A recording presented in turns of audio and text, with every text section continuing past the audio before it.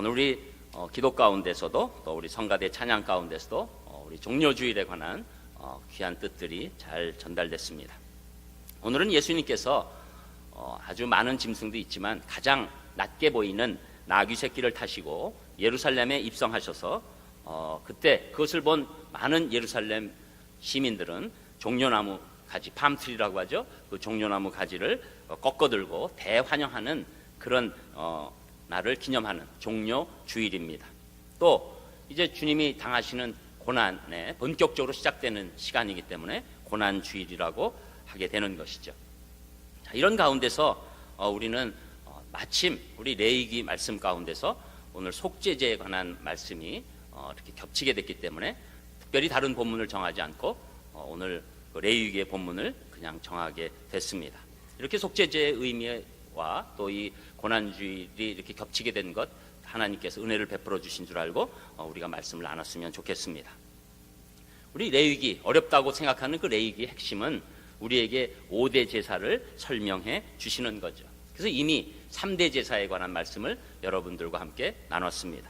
그래서 레위기 1장에 나오는 그 번제는 우리의 죄를 사하시기 위해서 예수님이 희생제물이 되신 것의 예표로서 우리에게 보여주시고 있죠. 그리고 그 가운데 우리가 드리는 예배가 아름답게 드려질 수 있는 그 예수님의 십자가의 사랑 때문에 이루어질 수 있다는 말씀도 같이 나눴습니다. 그리고 그 다음에 2장의 소제를 우리가 또 나눴죠. 그래서 소제는 곡물로 드리는 피가 없는 제사가 되는 것이죠. 이 소제는 예수 그리스도를 믿고 구원받은 사람이 하나님께 드리는 헌신과 봉사를 서원하는 그런 아름다운 제사가 되는 것입니다. 그래서 우리가 고운 가루가 될 정도로 하나님 앞에 드려지는 삶, 드려지는 인생이 되기를 바라는 것이죠. 그리고 지난 시간에는 우리가 레위기 3장 가운데서 화목제를 바라봤습니다. 예수 그리스도로의 보혈로 하나님과 화목하게 되고 또 그 화목의 연이은 우리 사람 사이에 화목이 있을 때 그때 진정한 기쁨과 감사가 올라온다. 그것을 표현하는 제사라는 말씀을 또 나눴습니다. 자, 오늘은 레위기 4장에 대해서 말씀 나누겠는데 언뜻 생각하면 우리가 번제와 소제와 화목제만 있어도 될 것 같은데 왜 또 다른 이 속죄제나 또 속건제가 남아있는데 이 제사를 드려야 할까? 그래서 오늘 그것에 관한 말씀, 특별히 속죄제를 우리가 드려야 될 의미를 4가지로 바라보게 되는 것이죠. 자, 오늘 속죄제의 의미 4가지를 이제 보겠습니다. 첫 번째로 우리의 인간의 죄성이 굉장히 깊다. 이것을 속죄제를 통해서 가르쳐주고 계시는데 그 말씀이 1절과 2절에 나옵니다. 여러분 1절과 2절 또 우리 한 목소리로 함께 읽겠습니다. 1절, 2절 시작. 여호와께서 모세에게 말씀하여 이르시되 이스라엘 자손에게 말하여 이르라. 누구든지 여호와의 계명 중 하나라도 그릇 범하였으되. 아멘. 자, 이제 이스라엘 자손에게 얘기합니다. 이스라엘 자손 할 때 이스라엘이 뭡니까? 하나님의 자녀라는 것이죠. 하나님의 백성이 됐다는 것이죠. 하나님의 백성이 됐다고 해서 오늘 말씀 가운데서는 이 죄에 대해서 자유롭지 못하다. 그래서 누구든지 여호와의 계명 중 하나라도 그릇 범하였으되. 여러분 여기에 우리의 어려움이 있는 거예요. 우리가 신앙이 없을 때 또 기독교에 대해서 잘 모를 때 우리가 예수님 믿게 되면 우리가 이제 죄에서 완전히 떠나게 될까? 그런 기대감이 있죠.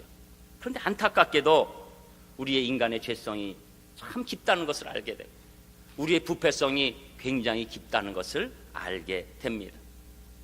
그래서 사도 바울은 이것을 가리켜 육신이라고 얘기하는데 로마서 7장 18절에서 20절에 보면 내 속 곧 내 육신의 선한 것이 거하지 아니하는 줄을 아노니 원함은 내게 있으나 선을 행하는 것은 없노라. 내가 원하는 바 선은 행하지 아니하고 도리어 원하지 아니하는 바 악을 행하는도다. 만일 내가 원하지 아니하는 그것을 하면 이를 행하는 자는 내가 아니요 내 속에 거하는 죄니라. 이렇게 말씀합니다. 여러분 우리가 예수님 믿고 완전히 죄를 극복한 상황이 되면 좋을 텐데 그렇지 못하다는 것을 고백하고 있고 또 사탄의 세력들은 성도들을 어떻게 하든지 죽이고 멸망시키고 망하게 하려고 온갖 괴계를 다하고 있게 됩니다. 그래서 그 꼬임에 넘어가면 죄를 짓게 되는 것이죠. 예수님 믿고 구원받았다고 하는 사실로 우리가 죄에 대해서 완전히 해결함이 나타나지 않는다는 것을 오히려 우리가 신앙생활을 하면 할수록 알게 됩니다. 그래서 전에는 큰 것만 조금 생각나고 나머지는 멋대로 살았는데, 우리가 신앙생활을 점점 하게 되면 내가 얼마나 죄성이 깊은 사람인지 깨닫게 된다는 것이죠. 이스라엘 백성에게 율법이 임했을 때, 율법이 없을 때는 멋대로 사는 줄 알았는데 율법이 임하니까 자기들이 얼마나 죄인이라는 것을 깨닫게 됩니다. 그래서 구원받은 사람도 그 후에 또 죄를 짓고 연약해서 죄에 넘어집니다. 그래서 요한일서 1장 8절에 사도 요한은 분명히 이렇게 말합니다. 만일 우리가 죄 없다 하면 스스로 속이고 또 진리가 우리 속에 있지 아니할 것이라. 이것을 선포하고 있는 것이죠. 예수님 믿고도 우리의 깊은 죄성 때문에 죄가 나오고 드러나고 또 어떤 때는 죄를 먹고 살 수 있는 그런 안타까움이 있다. 여러분, 이것을 부정하는 것이 이단 구원파입니다. 예수 그리스도를 믿고 나면 우리에게 더 이상 죄의 지배를 받지 않는다. 그렇지 않습니다. 오히려 우리의 깊은 죄성을 깨닫게 해주시는 율법에 몽학 선생님 되심이 있다고 분명히 성경에서 말씀해 주시는 거죠. 그렇기 때문에 우리가 구원받은 이후에도 죄사함을 받아야 합니다. 우리가 예수 그리스도를 믿지 않았을 때 예수님 믿고 죄사함 받는 것은 구원받지 못할 그 극악한 죄에서 사함 받는 것이나, 우리가 예수님 믿고 난 다음에 죄사함 받는 것, 그것은 우리가 계속 깊은 뿌리를 갖고 있는 죄성 때문에 드러난 죄들을 죄사함 받아야 되는, 그래서 예수님의 이 십자가의 보혈이 번제의 피도 돼야 되지만 오늘 말씀 가운데 있는 속죄제의 피도 돼야 된다. 그것을 우리에게 말씀해주고 있는 것입니다. 여러분, 이토록 우리의 죄성이 깊기 때문에 예수 그리스도의 피는 우리에게 계속 필요한 것이다. 예수 그리스도의 십자가의 보혈의 용서는 우리에게 계속 필요한 것이다. 이렇게 성경에서 말씀하고 있는 것입니다. 여러분, 성찬식의 의미가 거기에 강함이 있어요. 그래서 예수님께서도 베드로가 몸을 다 씻어달라는 요청 가운데서 너는 몸 다 씻을 필요 없고 발만 씻어라. 구원받지 못하는 죄악은 해결됐으나 너희들이 계속 범하는 그런 작은 죄들의 해결함이 필요하다. 그게 먼저 중요한 속죄제의 의미가 되는 것입니다. 그래서 구원받은 하나님의 자녀가 되었다고 할지라도 날마다 우리의 죄를 자백하고 예수 그리스도의 피로 씻음받아 하나님과 관계를 가깝게 유지하는 것, 또 그렇게 살아가는 것, 그것이 매우 중요하고, 저는 여러분에게 그런 깊은 죄성이 있어도 예수 그리스도의 보혈이 항상 넘쳐서 그런 우리가 짓고 있는 깊은 죄성을 예수 그리스도의 보혈로 이겨내는 승리가 여러분에게 있기를 주님의 이름으로 축복합니다. 두 번째로는 어떤 사람들만 속죄받는 것이 아니라 모든 사람이 속죄받아야 되고, 특별히 높은 위치에 있을수록 그 책임이 크다. 그것을 말씀해 주고 있는데 그 말씀이 3절 4절에 나옵니다. 우리 3절 4절도 같이 읽겠습니다. 3절 4절 시작. 만일 기름 부음을 받은 제사장이 범죄하여 백성의 허물이 되었으면 그가 범한 죄로 말미암아 흠없는 수송아지로 속죄 제물을 삼아 여호와께 드릴지니 그 수송아지를 회막문 앞 여호와 앞으로 끌어다가 그 수송아지의 머리에 안수하고 그것을 여호와 앞에서 잡을 것이요. 아멘. 자, 이제 이 속죄제에 관한 이야기는 사실 굉장히 길게 나옵니다. 그래서 오늘은 특별히 이 기름 부음 받은 제사장에 관해서 먼저 설명하고 있는 것이죠. 뒤에 보면 이 신분에 따라 4가지의 속죄제사가 나오는데 오늘 먼저 제사장을 다룬 것만 우리가 보고 있는 것입니다. 그래서 가장 비싼 수송아지를 잡고 여러 절차를 거쳐서 제사를 드리게 됩니다. 그리고 또 13절에 보면 이스라엘 온 회중이 죄를 범하였을 때, 그러니까 모든 백성이 동시적인 죄가 있을 때, 여호와의 금령 중 하나라도 그릇 범하였을 때 속죄제를 드리게 됩니다. 그래서 이스라엘 온 백성의 속죄제도 제물은 숫송아지를 드리지만 단지 안수할 때 장로들이 하게 됩니다. 또 세 번째로 4장 22절에 보면 족장의 속죄제가 있는 것이죠. 그러니까 정치적인 리더들, 또 나름대로의 중요한 위치에 있는 사람들을 얘기하는 것이죠. 그래서 족장은 그 당시에 통치자들인데 이 사람들을 위해서는 또 다른 속죄제가 드리고, 또 27절에 보면 평민들의 제사도 또 나오게 됩니다. 그 평민들은 흠없는 암염소나 어린 양을 잡아서 제사를 드리고, 더 어려우면 5장 7절에 보면 집비둘기 새끼 2마리나 산비둘기 2마리로 드리게 되고, 그보다도 더 어려우면 5장 11절에 보면 고운 가루 10분의 1 에바, 우리로 말하면 한 2.2리터의 곡물을 가지고 드리게 됩니다. 그러니까 신분에 따라서 4가지의 제사가 있다는 것을 이제 보게 되는 것이죠. 복잡한 것 같아도 원리는 간단합니다. 모든 사람에게 속죄제가 필요하다. 모든 사람이 죄를 범하였습니다. 모든 사람이 죄 가운데 있다. 누구든지 다 이 속죄제의 제사가 필요하다. 하나님의 백성이 됐음에도 불구하고 누구나 빠짐없이 또 죄악 가운데 쓰러지는 이 안타까운 모습이 우리의 뿌리 깊은 죄성 가운데 있다. 그래서 그 신분에 따라서 제사의 방법은 나눠질지라도 모든 사람이 하게 된다는 것을, 또 그것을 요구하고 있다는 것을 알게 됩니다. 그런데 여기 제사장이나 족장, 또 높은 지위에 있는 사람들에게는 이 잡는 동물이 더 비싸고 더 크다는 것을 보여주고 있고, 제사 방법도 훨씬 더 복잡하게 나타나는 것을 알게 되는 거예요. 모든 사람, 그런데 특별히 하나님께서 높게 허락하신 사람들은 그 책임이 더욱 크다. 여러분, 그래서 우리가 한편으로는 이 높은 사람을 위한 기도가 필요한 것입니다. 그들이 큰 죄악에 빠지면 더 엄청난 일을 저지를 수 있기 때문에. 그래서 요사이 우리가 생각할 때는 정치인들이 이렇게 이쁘세요? 안 그렇잖아요. 근데 왜 교회에서는 맨날 위정자를 위한 기도를 할까? 성경적입니다. 여러분, 제가 늘 말씀드리죠. 교회는, 하나님은 이념보다 훨씬 크신 분입니다. 저희 교회는 절대로 정치적이 되지 않기를 원합니다.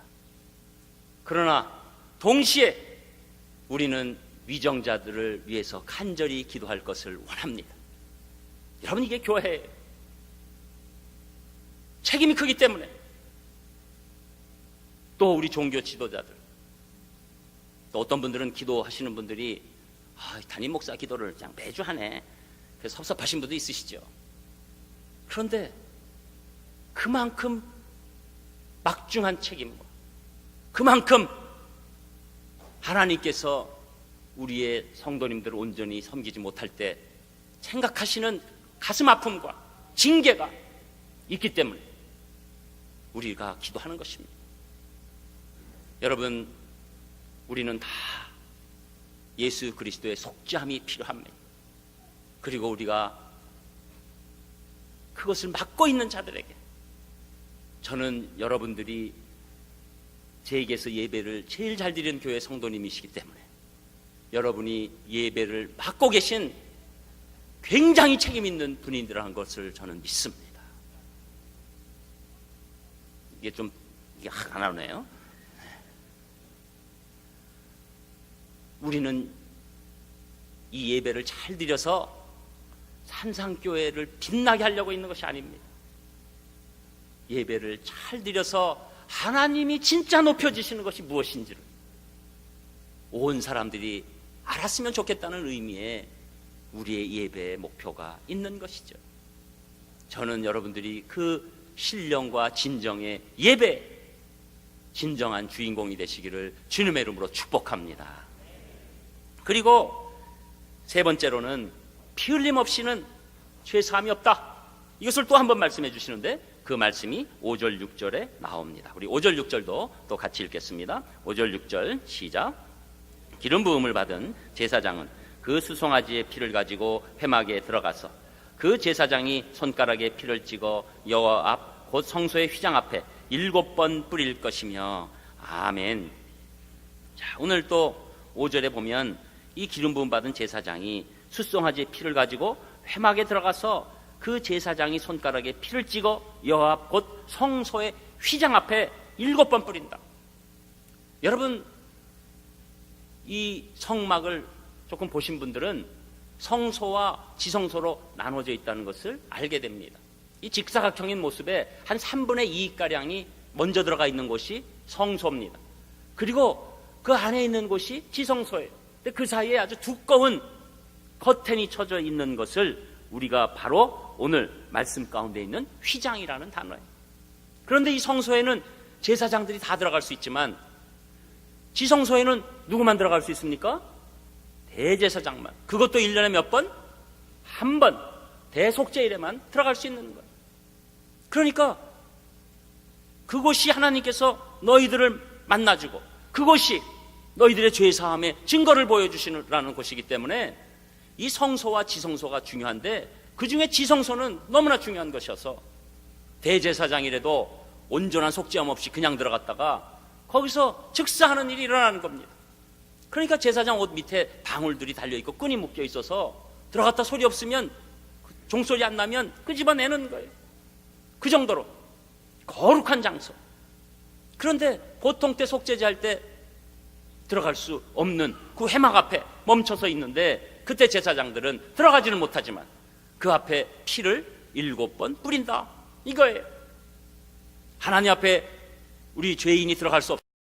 내 죄사함을 위해서 7번 피가 뿌려지는데 그 7번의 의미는 완전수의 의미입니다. 완벽한 제사, 완벽한 죄사함, 그것을 말씀하고 있는 겁니다. 그런데 여러분, 이스라엘 제사는 이렇게 매년 드려지는 것이죠. 완벽하다 그러면 왜 매년 드려집니까? 이 7번 뿌려지는 피뿌림은 예수 그리스도의 보혈을 예표하고 있는 것입니다. 완벽한 제사는 십자가에서 이루어진다. 그 제사가 일어나면 더 이상 성소와 지성소를 맡고 있는 회막이 필요 없다. 예수 그리스도의 보혈에 의지해서 우리가 담대히 하나님 앞에 나갈 수 있다. 이것이 복음입니다. 그래서 우리는 예수 그리스도의 보혈이 그렇게 소중한 거예요. 그래서 여러분, 예수님께서 십자가에서 운명하실 때 무슨 일이 일어났습니까? 성소의 이 휘장이 위에서부터 아래로 찢어진 거예요. 더 이상 너희가 동물의 제사로, 불완전한 제사로 나를 만날 필요가 없다. 이제는 내 아들 예수 그리스도의 완전한 제사가 이 땅에서 이루어졌다. 예수 그리스도의 보혈에 의지하는 자는 담대히 하나님의 지성소에 들어갈 수 있다. 이것이 복음인 줄 믿습니다. 이것이 우리에게 주신 복인 줄 믿습니다. 그래서 여러분, 우리는 이렇게 놀라운 은혜 가운데 있는 거예요. 그 당시에 이 제사 드리면서 속죄받기 위해서 부들부들 떨었던 이 제사장의 모습을 생각해 보십시오. 우리의 죄악 가운데 영벌에 처할 수 없는 이 인생의 부들부들 떨기, 예수 그리스도의 십자가에서 완전히 해결되고 우리는 그 십자가의 공로로 하나님 앞에 의롭다 인치심을 받고 하나님을 아버지라고 부를 수 있는 놀라운 권세가 임한 줄 믿습니다. 그래서 우리가 히브리서 9장 12절에 보면 염소와 송아지의 피로 아니하고 오직 자기 피로 영원한 속죄를 이루사 단번에 성소에 들어가셨느니라, 이렇게 말씀하시는 거죠. 예수 그리스도의 완전하신 피로 말미암아 내 죄가 완전히 사함받았다는 것을 이 속죄제를 통해서 확신시켜 주는 것입니다. 그래서 히브리서 9장 22절에 보면 피 흘림이 없은즉 사함이 없느니라. 완전하신 예수님의 보혈만이 우리의 죄를 사해 주시는 줄 믿습니다. 그리고 끝으로 이 보혈에 의지한 기도만 하나님께서 받으신다. 그 말씀이 오늘 끝절 7절에 나옵니다. 우리 7절도 또 같이 읽겠습니다. 시작. 제사장은 또 그 피로 여호와 앞 곧 회막 안 향단 뿔들에 바르고 그 송아지의 피 전부를 회막문 앞 번제단 밑에 쏟을 것이며. 아멘. 자, 이 제사장은 또 그 피를 여호와 앞 곧 회막 안 향단 뿔들에 바른다. 그래서 지금 피를 7번 뿌린 다음에 지금 여기 카텐이 막혀 있고 그 안에 못 들어가는 지성소인데 그 카텐 앞에 피를 뿌리고 바로 뒤에 있는 지금 그 향단에 뿔들의 피를 바른다는 거예요. 이게 무슨 뜻일까요? 여러분, 성소에 있는 향단은 하나님께 드리는 기도를 상징하는 겁니다.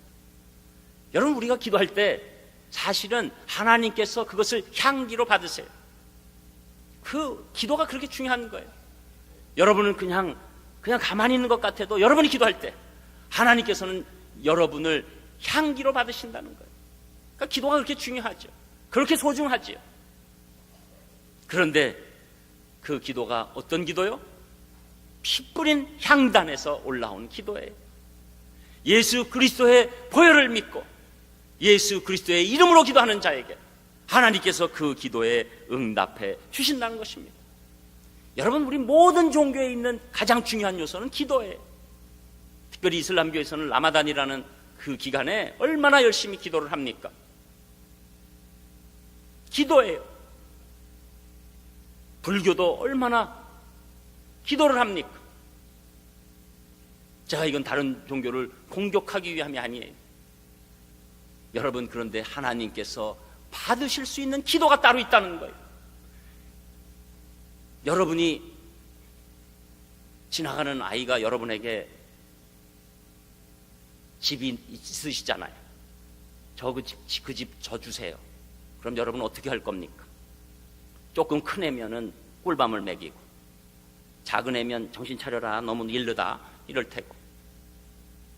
근데 여러분 자녀들은 어떻게 합니까? 마치 지가 다 가져야 될 집처럼 아주 정정당당하게, 우리 집 이거 왜 이래? 뭐 시설이 요새 뭐 어쨌대? 뭐